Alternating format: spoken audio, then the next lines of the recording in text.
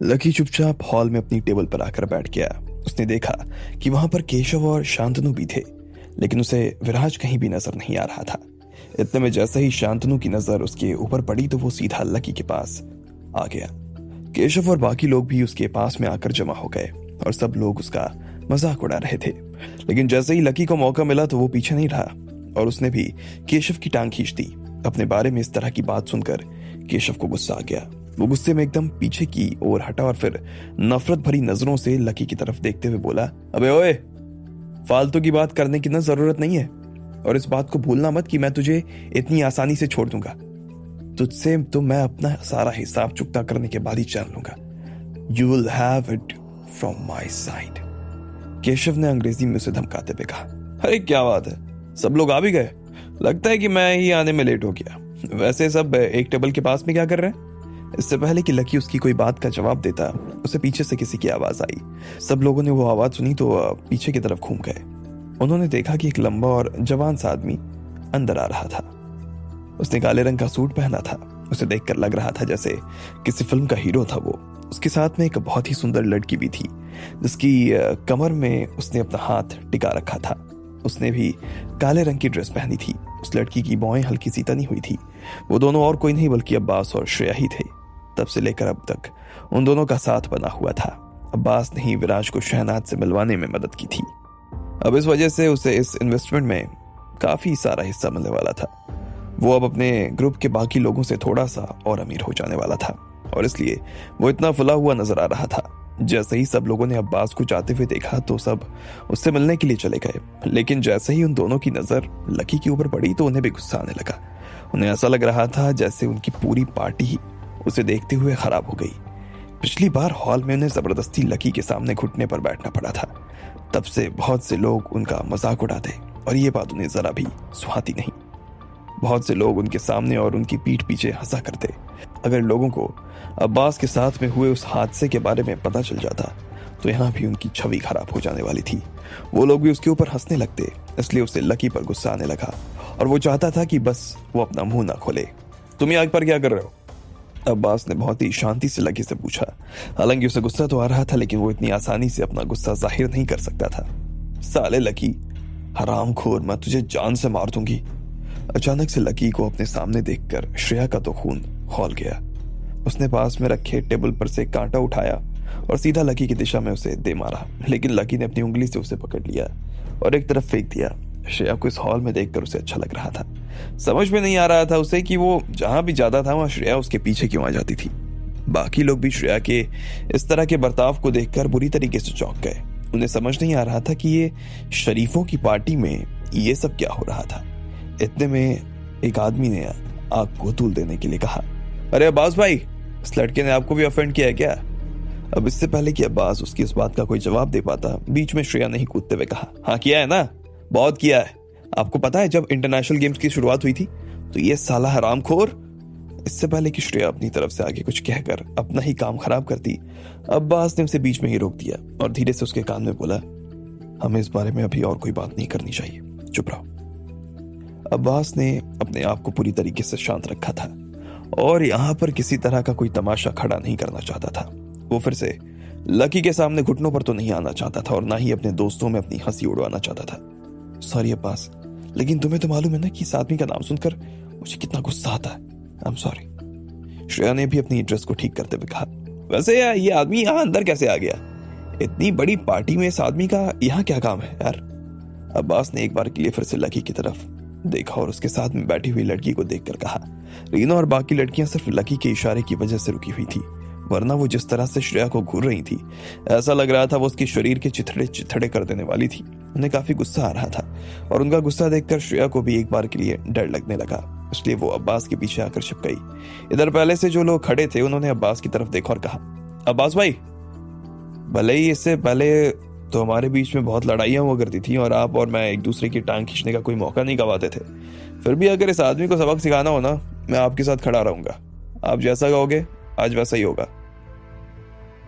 केशव ने अब्बास की तरफ देखते हुए कहा और फिर लकी की तरफ देखकर मुस्कुराने लगा। उसे लग रहा था कि राजा जी के आ जाने से पहले ही वो लकी के साथ में अपना हिसाब चुकता कर सकता था। उसने लकी से कहा, ये आदमी ये कह रहा है कि इसे भी यहाँ पर बुलाया गया है, जबकि हम सब जानते हैं कि पार्टी में राजा जी ने किन किन लोगों को बुला रखा है। ये आदमी यहाँ पर घुसा चला आया है। राजा जी अगर इसे यहाँ पर देख लेंगे ना तो नाराज हो जाएंगे। गुस्से में अगर उन्होंने अपना इन्वेस्टमेंट वापस खींच लिया तो हमारा शहर तो भाई बर्बाद हो जाएगा। क्यों ना उनके आने से पहले अब्बास भाई इसे ही बाहर फेंक दे, क्या बोलते भैया? केशव ने पूछा। जैसे ही उसने इतना पर कहा उसके बाद तो सब लोग उसकी बात पर राजी हो गए। उन्होंने तुरंत हाँ में अपना सिर हिलाया और कहा, हाँ सही कह रहे हो। जब इसे देखकर हमें ही इतना गुस्सा आ रहा है तो राजा जी को तो कितना ही गुस्सा आ जाएगा। यस, उनके आने से पहले ना हमें इसे यहाँ से बाहर फेंक देना चाहिए। क्या कहते हो? बिल्कुल सही। और इसे सिर्फ बाहर ही मत फेंको, बल्कि इसे ऐसा सबक सिखाओ कि बाद में ये इस तरह की ना किसी भी पार्टी में ना घुसने की हिम्मत ना करे। मुझे तो लगता है कि हमें इसे बाहर नहीं फेंकना चाहिए, बल्कि होटल के बेसमेंट में बंद कर देना चाहिए। इसने हमारे साथ जो कुछ किया है उसके बाद में तो हमें इससे बदला निकालना ही चाहिए। एक बार पार्टी खत्म हो जाए फिर हम अपनी पार्टी शुरू कर देंगे। सब लोग अपनी अपनी तरफ से सुझाव दे रहे थे और हर सुझाव के साथ में लोगों की नजर में लकी के लिए गुस्सा ही था। इधर लकी ने भी आखिर में अपनी मुट्ठियां भींच ली। किसी भी वक्त लड़ाई की नौबत आ सकती थी। उसकी मुट्ठियों को देखते ही रीना और बाकी लड़कियां भी तैयार हो गईं। लेकिन लकी ने एक आखिरी बार उन लोगों को देखा और बोला, देखो मैं ये बात आखिरी बार कह रहा हूँ, मैं यहाँ पर जबरदस्ती नहीं आया। मुझे यहाँ पर खुद राजा जी ने फोन करके बुलाया है। ऐसे में तुम लोगों के पास में इस बात का कोई अधिकार नहीं है कि तुम मुझे धक्के देकर यहाँ से निकालो। आई बात समझ में? लकी ने जैसे ही इतना बार कहा बाकी लोग उसकी बात सुनकर एक बार के लिए तो खामोश हो गए, लेकिन अगले ही पल वो सब फिर से ठहाके मार के हंसने लगे। किसी को भी लकी के कहे पर तो विश्वास ही नहीं हो रहा था। क्या कहा राजा जी ने आपको फोन करके बुलाया? अरे अरे अरे, आपका एक बार मना कर देते तो राजा जी तो आपको घर से ही आपके उठाने के लिए ले आ जाते ना। बाप रे बाप, मैंने अपनी जिंदगी में इतना बड़ा बेशर्म बदतमीज आदमी नहीं देखा यार। मैं भी चाहता हूँ कि राजा जी मुझे फोन करके बुलाएं। हाँ देखो तो सही, राजा जी ने भाई विराज बना को नहीं बुलाया और इसको फोन करके बुलाया। क्या बात है। मुझे लगता है ना इस आदमी का मेंटल सर्किट ना थोड़ा हिल गया है, ठीक नहीं है। इसे ना किसी तरह की बीमारी है भाई। हो सकता है राजा जी ने इसका इलाज करवा देंगे ना, यहाँ बुलाया हो इसे, वो इसका इलाज करवा कर अखबार में छपवा देंगे, दिले राजा गरीबों का मसीहा।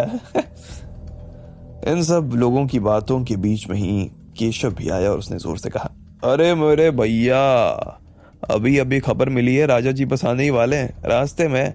क्या कहते हो, उससे पहले इसे फेंक दूं बाहर? कर दें बाहर इसे? कर दो।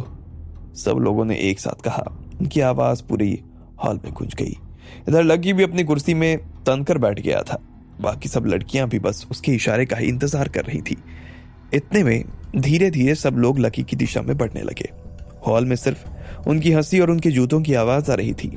लकी ने अपनी मुट्ठी कस ली और अपने दांतों को भी भींच लिया। वैसे तो उसे हाथ तक उठाने की जरूरत नहीं पड़ने वाली थी, लेकिन फिर भी अगर जरूरत पड़ती तो उसके लिए तैयार था। इधर सब लोग धीरे धीरे उसकी दिशा में बढ़ रहे थे। उन्होंने अपने हाथ उठा लिए और किसी भी पल वो उसके कपड़े पकड़ सकते थे।